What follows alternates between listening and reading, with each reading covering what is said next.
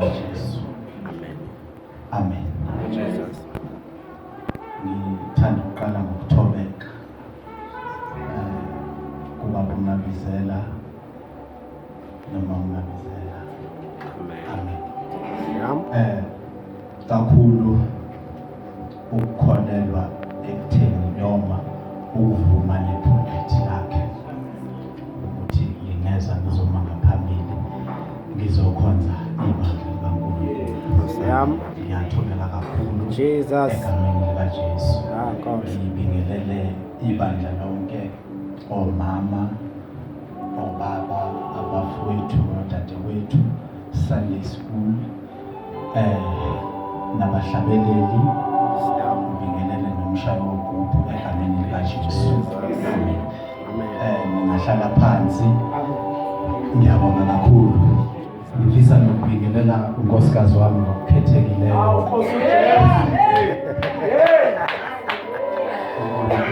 Akangibusise ngaye. Uyisibusiso kimi. Egameni likaJesu. Ungathi khona abathi abakwazi. Ungathi khona abathi abamazi. Ngizwile lapho khona uthe umkhohlile.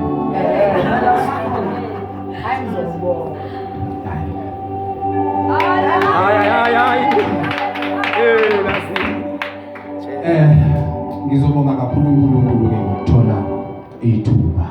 Amen. Ngiyambonga kakhulu uNkulunkulu, ngiyamthanda uNkulunkulu. Ziningi izinto asengikhiphe kuzona, ziningi izinto engidlule kuzo.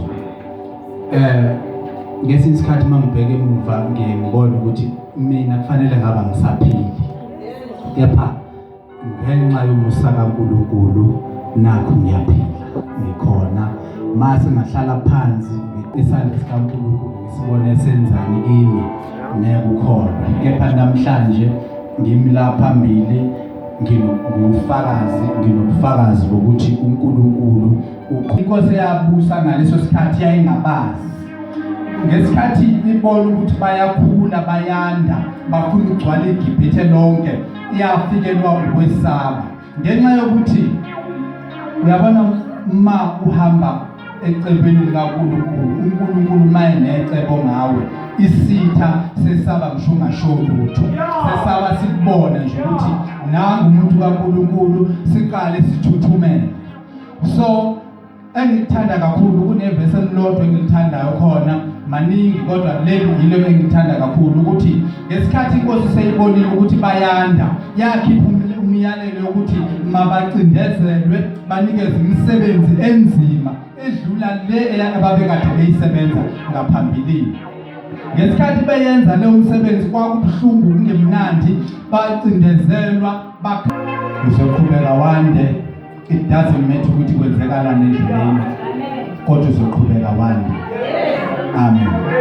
Akunandaba ukuthi uSathane uthini, ucindezela kanjani, wenzani endleleni, izinto zakhe azihambi kahle. Kepha ngifisa namhlanje ukuthi umtshele ukuthi ngizoqhubeka ngande. Amen. Akunandaba ukuthi kwenzekani, akunandaba ukuthi sitha sithini, akunandaba ukuthi sitha sikwesaba kangakanani. Ikhona into emnandi ukuthi babe secebweni likaNkulunkulu, and uNkulunkulu ngesikhathi isitha sibona ukuthi bayanda, yena wayekade ekhulume kudala ekhuluma noAbraham ukuthi ngizokwandisa. Noma ngabe babeqala becindezelwa ukuthi abangandi, kepha uNkulunkulu wayeseshiwo. Amen. Wayeseshiwo uNkulunkulu. Ilokho ukuthi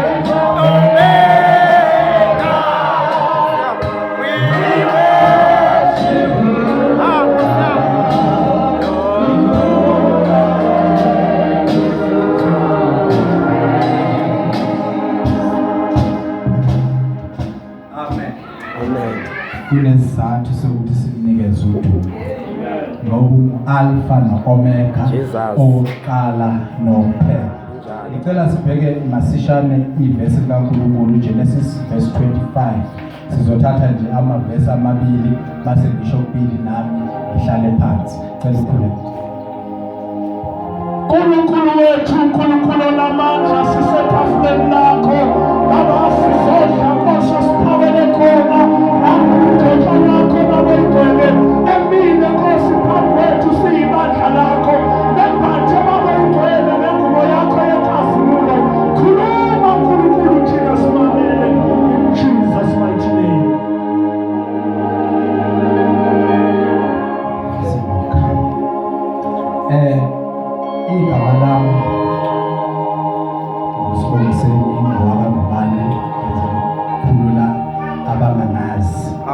move. Amen. Amen. Sikhonza eBody of Christ edolobheni eGoli. Amen. Yeah, so ngibonga nje kakhulu ukuthola leli thuba uzoma phambi kwabazalwane uzosho okuthile ngoNkulunkulu. So qala verse 21. U-Isaka wamkhulekela umkakhe kuJehova ngokuba wayeyinyumba. uJehova wamzwela. uRibheka umkakhe wakhulelwa. Verse 22. Abantwana baqhubukushana phakathi kwakhe. Wathi, uma kunje ngisekhona ngani na? Waya wabuza kuJehova. Amen. Mayephethe ulimi, mayekhona ophethe ulimi ngicela asifundele nangayo. Verse 21 wathandaza u-Isake kuYehova mayelana nomkakhe ngokuba ebengazali. Wathandazeka uYehova wamitha uRibheka umkakhe. Verse 22 batyalana abantwana empilinini wakhe. Wathi, ukuba kunjalo yini na ukuba ndibenje? Waya kubuza kuYehova. Amen. Wayokubuza kuYehova. Ngiyabonga. Ufunde kahle ngeSixhosa. Ngizwile ukuthi abantu abathethe iSixhosa baningi la ekhaya. Hallelujah. Ngizwile ukuthi baningi. Elami lithi verse 22. She was going to have twins and and before they were born, they struggled against each other in her womb. She said, why should something like this happen to me? Okay. So she went to ask the Lord for an answer. Ngoba uNkulunkulu uyiphendula. uNkulunkulu unezimpendulo. Kodwa only if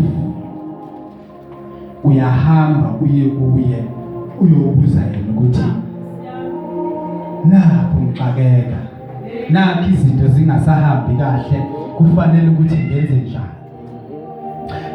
La kukhulunywa ngabashadikazi ababili, kukhulunywa ngomama uMabizela nobaba uMabizela.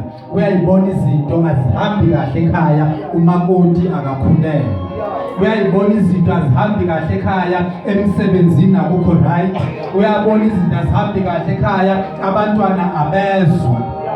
Uyabona usisi izinto azihambi kahle empilweni yakhe emsebenzini noma kuphi la ehamba khona izinto azihambi kahle.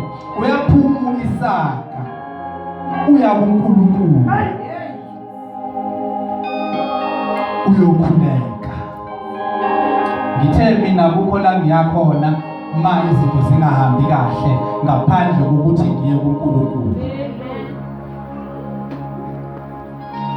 Khuluma ngendoda la uIsaka uyabona ukuthi isimo asihambi kahle ekhaya. Uma umakoti osemusha ethathiwe engakhulelwa ekhaya kuba idisgrace lokho kuye. Uyabona indoda ukuthi unkosikazi wami akekho akakhululekile akukho mnandi. Obanye umakoti bathola abantwana ngapha nangapha, kepha owami akamtholi umakoti, akamtholi umntwana. Uyaphuma uya kuNkulunkulu uyobikela udaba uNkulunkulu udaba lwakhe, ufika uthi uNkulunkulu nangu mina. Nalo udaba lwami, nalo udaba lasemsebenzini, nalo udaba lwengane zami, nalo udaba lwasekhaya. Njalo mfundisi. Amen.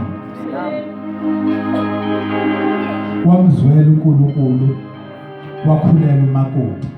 Okusho ukuthi waphenduleka waletha impendulo uNkulunkulu ngoba uNkulunkulu wama-solutions. He is Alpha and Omega, oqala nokuphela. Akadalwanga inkinga zethu zonke uthi masiziphose kuye. Hallelujah. Amen. Siyam. So ngesikhathi uMabizela ehamba eyotshela uNkulunkulu uyeka yonke into akayenzayo uyeza uzolalela uMabizela ukuthi sekwenze njani mntanami. uyalibika udaba lwakhe, uNkulunkulu wenza njengokucela kwakhe. Mase isibusiso sesikhona esekhulela umakoti, iyaqala futhi enye inkinga phakathi esibusisweni, phakathi esiswini. Abantwana bayaqhuba ukushana ngesixhosa. Amen. Hayi, sondela mfundisi. So abantwana bayaqala bayanyathelana ngaphakathi, kuba ne-disorder ekhozwa isibusiso akasinikezwe uNkulunkulu. Uphumile wayokhuleka, wasabuya isibusiso wakhulela umakoti. The very same blessing phakathi isiba nenkinga futhi. Inenkinga kumakoti akade yokhulekela ukuthi akakhuleke. Ngiyayithanda lo mndeni, uyasukuma mamabizela, uyaphuma naye uya kuNkulunkulu uyobuza. Hayibo. Njalo baba. Ukuthi kwenzekani. Yikho ngeke ngathi angithathelele lami lesilungu ngoba ngizwile ukuthi kunento elibeka kahle lithi wahamba wayofuna i-answer kuNkulunkulu. Iyodwa into emnandi la ukuthi akaphuma ayotshela umakhelwane, akaphuma ayoshe emsebenzini, akaphuma ayoshe ekhaya ukuthi nakha ngisakhulelwa, ezofica ogogo abazothi mntanami ngoba nakha ukhulelwa ake siphume siye ngapha. Hey! Kodwa uphuma uyapi? Uphuma uya kuNkulunkulu. Hallelujah. Into engiyithanda ngabo bobabili, baphuma bobabili baNkulunkulu, bobabili babuya nazo izimpendulo. uNkulunkulu uyaphendula, angeke azathule. It doesn't matter ukuthi isimo sakho sinjani, it doesn't matter ukuthi sikhulu kangakanani, kepha uNkulunkulu wami, uNkulunkulu wakho angeke aze athule, uzokuphendula. Inkani ma uzoya kuye, ufike uyokhothama kuye, uthi uNkulunkulu ngizofuna impendulo kuwe ngoba wena omdalile, wena ongazi kangcono, even abazali bami abangazi kahle, kepha wena uyangazi. Mangize kuwe ngazokhala kuwe impendulo noma kanjani ngizobuya nayo. Uyalalela aphendula. Hallelujah. Ngabe kuqala ngawe mawukuthi akaphenduli, ngabe kuqala ngawe futhi ngabe kugcina ngawe. uNkulunkulu uyaphendula, indlebe yakhe ihlale sekunxuseni kwabantwana bakhe. Hallelujah. Amen. Jesus. Ngicela ukuthi uthathe ithuba namhlanje kuyo yonke into engahambi kahle, Hallelujah. usemsebenzini, usekhaya, noma ikuphi even kuma-finances wakho, ukuhambe nawe uyothi uNkulunkulu ngicela impendulo. uNkulunkulu uzokwenzela umusa, uzokutshela ukuthi kwenze njani ngoba impendulo ikhona kuye. Ngiyacela ukuthi ungashintshi, ungabheki kwezinye indawo, ungabheki kwabanye onkulunkulu, uthi yena umvini oyiwona wona. Ngiyacela ukuthi uhlale kuye, ubheke kuye, noma kanjani uzophendula. Maye ngakuphendula, ubuye uzombuza ukuthi why uNkulunkulu ethule ngakuphendula. Njoba ngifakazile ngathi kufanele ngabe mina sengafa, Njalo baba. kodwa uNkulunkulu emuhle nakho uyaphila. Jesus. Ngiyamkholwa ukuthi nakuwe mawuhambile waya kuye, ufuna abantu abazosuka baye kuye, abantu abangazoya komakhelwane, abangazoya kubangani beyobika inkinga zabo, kepha bazoya kuye. Uthi yena unazo impendulo. Yeah. Ukhumbule ukuthi uJehova ngumalusi, kodwa ufuna abantu abazovuma ukwaluswa, nabantu abakholwayo ukuthi njengoba umalusi nje uyakwazi okungcono okubafanele, uyalazi idlelo eli-right elikufanele. Mawuya kuNkulunkulu ufike umtshele ukuthi uNkulunkulu uthe wena uzolideka itafula phambi kwezitha zakho. Ngeke abuye, I promise. Hey. Kuke kwenzeka lokho sengihlala phansi ngesikhathi uJakobe ezohlangana nomfowabo Esau. kubalulekile ukuthi before uzobhekana ney'nkinga zakho uqale uye kuNkulunkulu uqala. Hallelujah. Ukhuluma noNkulunkulu uthi wena nkulunkulu umthembisa ukuthi konke kuzohamba kahle. Just before azohlangana no-Esau, uyayazi history yabo bobabili ukuthi kwenzakalani. Ngesikhathi omunye esendleleni, omunye kufanele azohlangana naye, lo uyagijima uqala kuNkulunkulu uyothi uNkulunkulu umthembisile ukuthi konke kuzohamba kahle. Yebo. Mayefika umfowabo ufika usethambile. Semlungisile uNkulunkulu. Hey, shimayela mfundisi. Nawe before uzobhekana ney'nkinga zakho, Ya. uzobhekana nayo yonke into eyinkinga exaka endleleni, qala kuNkulunkulu. The Hallelujah. night before you meet iy'nkinga zakho, qala kuNkulunkulu. Mawuhlangana nazo uzofika yonke into isihamba kahle. uNkulunkulu esekulungisele, esesuse konke kade kuzokuphazamisa endleleni. Akadinga kuwe ukuthi ziphe isikhathi uqale kuye. Mawuqalekile engakhulela umakoti engathola abantwana, uyaphuma abizela uya kuNkulunkulu. Mayesekhulela umakoti uyaphuma umakoti uya kuNkulunkulu. Bobabili babuya nempendulo.